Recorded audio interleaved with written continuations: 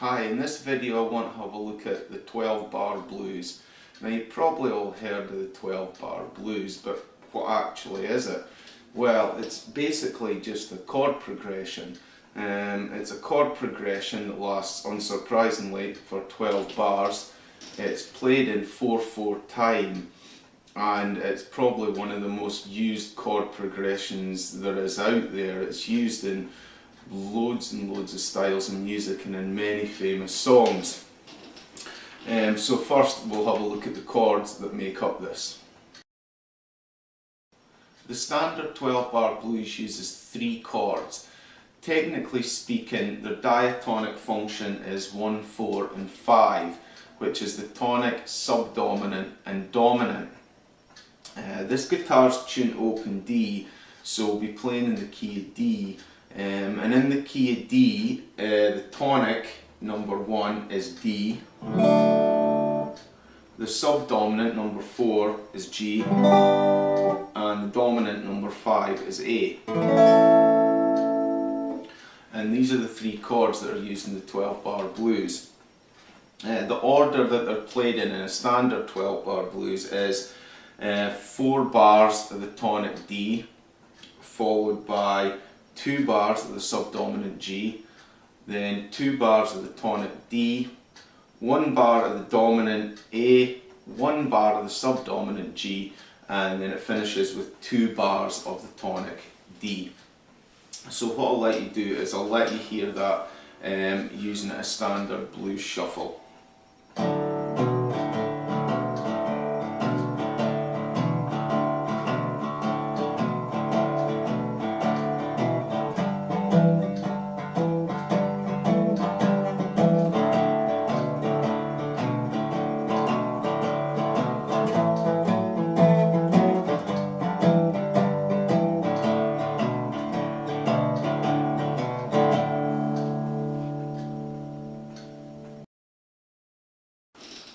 Okay, we've had a listen at the chords. Now I want to play a short 12 bar blues tune I wrote called 12 Bar Taster that lets you hear this in a piece of music.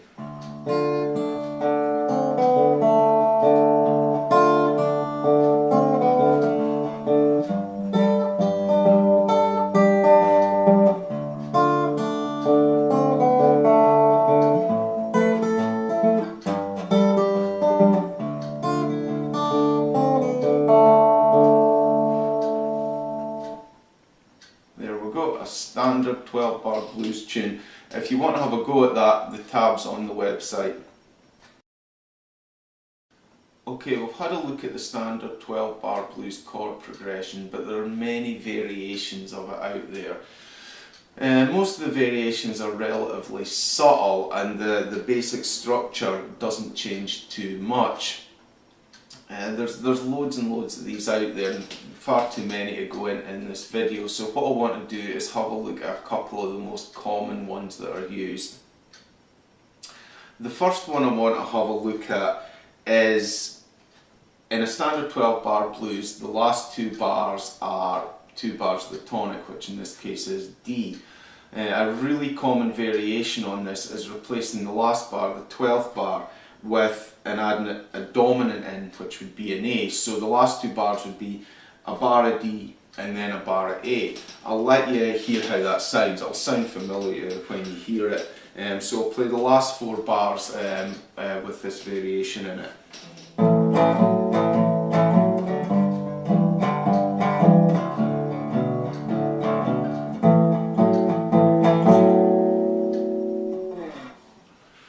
Like so, and you've probably heard that variation many a time. The next really common variation I want to look at is an alteration of the dominant. The dominant in this case is A, and what we're going to do is we're going to replace it with an A7. Now this is really common, and you'll hear this in a lot of blues music. So what I want to do is just run through this. I'll run through a full 12 bars played pretty quickly and let you hear it sounds with an A7 rather than just an A.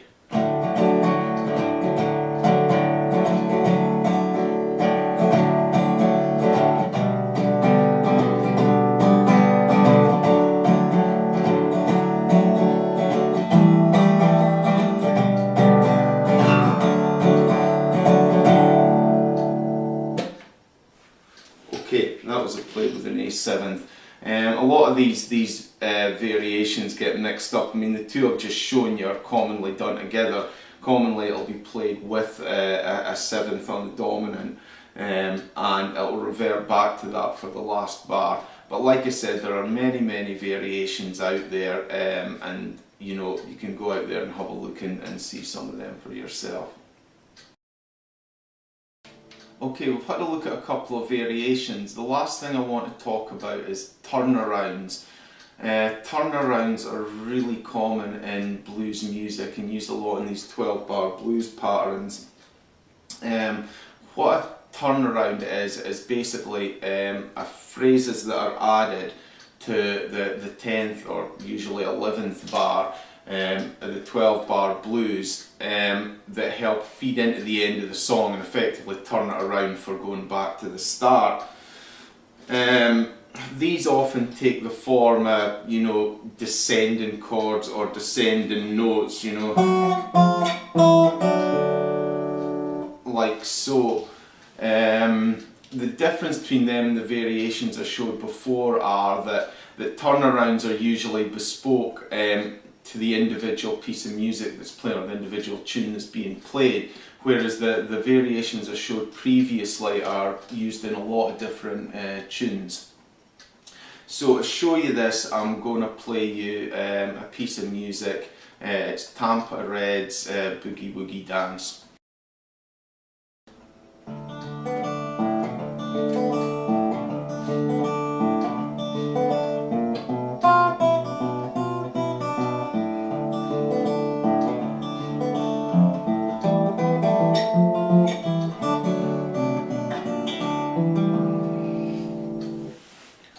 Okay, that was just the start of Boogie Woogie Dance, but you could hear the turnaround coming through in the final bars of that music. That's really all I want to talk about on 12-bar blues. It's just a brief overview.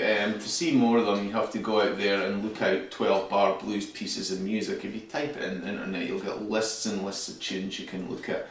I hope this overview's been helpful in learning the basic structure. If you go onto the website, there's far more in-depth discussion about it.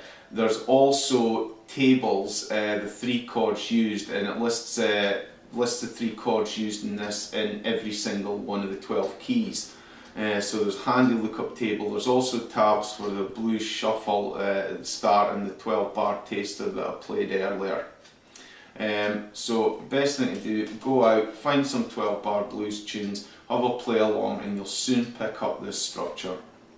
Thanks for watching.